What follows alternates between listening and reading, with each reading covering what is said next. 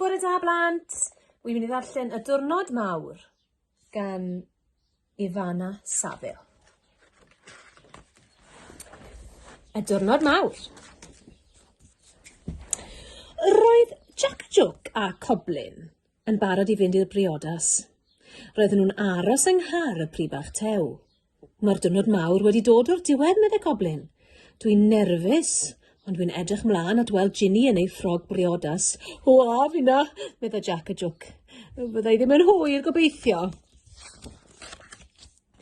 Yng ngwesti Pili Pala, roedd Ginny bron yn barod.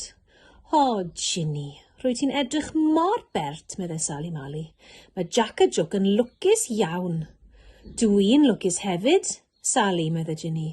Diolch am fod yn chwaer hyfryd i fi. O, Ginny. Rhaid i ti fynd nawr, medde Sally Mali. Mae mam a mam-gu yn aros amdanau. Bydde di mynd gyda'r pri bach tew. Roedd y pri bach tew yn brysur iawn y diwrnod hwnnw. Roedd ei gar mawr gwyn yn sgleinio, ac roedd e wedi rhoi rhibannau coch a gwyn ar y boned. Dwi'n mynd a Jack a Jook a Coblin, medde pri bach tew. Bydd rhaid i fi gofio am Ginny a'i thad hefyd, a bydd Sally Mali a tu allan i'r capel yn barod. Gwenwch, ysgwelwch yn dda, medde Jack i soch. Dwi'n mynd i roi'r llun hwn yn y papur. Sally Mali gyda'i mam yn aros am y briodferch. Rydych chi'n edrych yn smart iawn. I fod yn deg, mae pawb yn edrych yn hynod o smart, medde Sally. Byddwch yn cael surprise mawr pan welwch chi Jack a Jook a Coblin. Cafodd pawb sioc pan welon nhw Coblin a Jack a Jook yn mynd i mewn i'r capel. Pam mae Jack a Jook yn gwisgo sgert, medden nhw. Ydy e'n dod o'r Alban? Beth sydd yn ei sporan tybed? Wel, o leia mae'n gwisgo sanau coch a di, medde rhywun. Mae'n edrych fel Jack a Jook o hyd. Bydd Ginny yn ei nabod beth bynnag. Yn y capel, roedd Coblin a Jack a Jook yn aros yn nerfus iawn. Roedd Coblin wedi cofio'r modrwyau. Roedd yr organydd yn chwarae'n dawel ac roedd pawb yn ddistaw. Pan ganodd ffôn symudol Jack a Jook, cawson nhw sioc ofnadw. Roedd Jack wedi rhoi'r ffôn yn ei sporan. Ar y pen arall, roedd rhywun eisiau gwybod lle roedd y capel. Roedd y bobl eraill yn eistedd yn amyneddgar. Roedd Pili Pala, Dwmplin Malwoden a Jemima Mop wedi gwisgo'n arbennig. Roedd Pili wedi rhoi blodau ar ei het. Roedd blodau ymhobman yn y capel. Fydd Ginny'n hir, gyfodd Dwmplin. Roedd blodau hael ar ei het ac am unwaith, doedd hi ddim yn tisian. O, dyma Ginny nawr, medde pari popeth. O, mae'n edrych mor brydferth.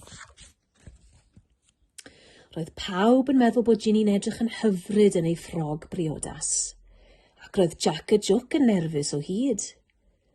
Ydych chi'n barod, gyfynnodd y gweinidog. Ar fy ôl i, Jack, a rwy fi, Jack a Jook, yn dy gymryd di Ginny i fod yn wraig briod i mi. Roedd pawb wrth ei boddau yn enwedig pan ddywedodd y gweinidog. Dyma Jack a Jook a Ginny, gŵr a gwraig. Ar ôl y briodas, roedd parti mawr yn y caffi. Roedd y gacen briodas yn edrych yn hyfryd. Mae heddiw yn ddiwrnod arbennig iawn, medde Sally Mali o'r diwedd. Mae fy chwaer fach ei Ginny wedi priodi fy ffrind gorau Jack a Jook. Yn nes ymlaen, bydden nhw'n mynd bant ar ei mis mêl yn y car bach coch. Bydd popeth yn berffaith. O, diar Ginny, medde Jack yn nes ymlaen. Dydy popeth ddim yn berffaith. Mae gen i broblem. Dydy'r car bach coch ddim eisiau symud. O, beth rwy'n mynd i wneud? Byddwn ni'n colli'r awyren. O, beth am fynd yn Sabrina, medde Ginny. Bydd Billy Bombom yn fodlon, dwi'n siŵr. Roedd Billy Bombom wrth ei fodd yn gweld Jack a Ginny mynd i ffwrdd yn Sabrina. Fydd dim angen awyren, medde Billy. Mae Sabrina'n gallu hedfan, fe gewch chi weld.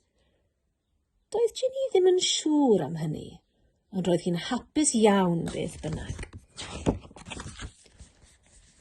Ac yn wir. Roedd rhywbeth hudol am y car y diwrnod hwnnw. Roedd cwmwl o sêr bach o gwmpas Sabrina. Roedd hi'n mynd i hedfan wedi'r cwbl. Cwestiwn i chi, ydych chi'n gallu gweithio pwy yw Ginny?